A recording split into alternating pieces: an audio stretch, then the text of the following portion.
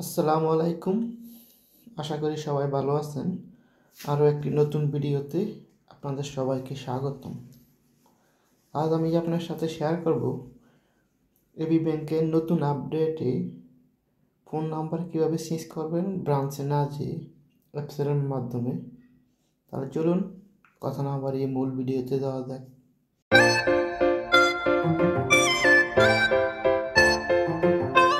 তার জন্য প্রথমে এবি ব্যাংকের এবি ডিরেক্ট অ্যাপসে ঢুকবেন। ইউজার আইডি এবং পাসওয়ার্ড দিয়ে আপনি লগ ইন করবেন। আমি ফিঙ্গারপ্রিন্ট দিয়ে লগ ইন করতেছি।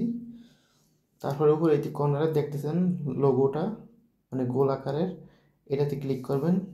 এখানে নিচের দিকে চলে আসবেন, ফোন নাম্বার এবং ইমেল দেখাবে। সামনে এখানে একটা কলমের মতো আইকন আছে, তো আমি যেহেতু ফোন নাম্বার চেঞ্জ করবো, এই কলমের আইকনে ক্লিক করলাম।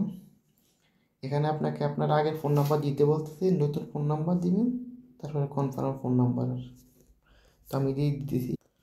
তো আমি যে উপরে আগের ফোন নাম্বারটা দিলাম, নিচে নতুন ফোন নাম্বারটা দিয়ে দিলাম।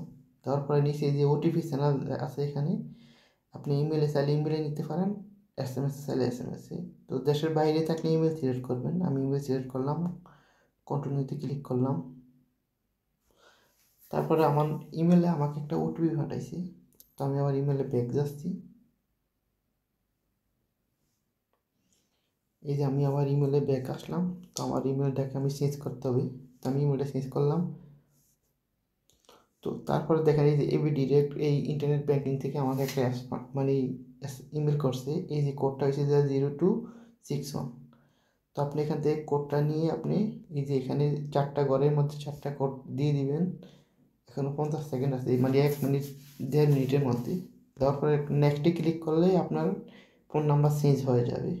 তো আমি ফোন নাম্বার চেঞ্জ করবো না, সেই জন্য আমি এখানে দিতেছি না। আপনারা ফোন নাম্বার দিয়ে নেক্সটে ক্লিক করবেন, তারপর আপনার ফোন নাম্বার চেঞ্জ হবে। তো খুব সহজ। যদি আপনারা ফোন নাম্বার চেঞ্জ করতে চান ব্রাঞ্চে না যেয়ে, তাহলে এবি ব্যাংকের এই আপডেটটা খুব উপকার আসবে আপনার। আজ এই পর্যন্তই, আবার নতুন ভিডিওতে দেখা হবে। ধন্যবাদ।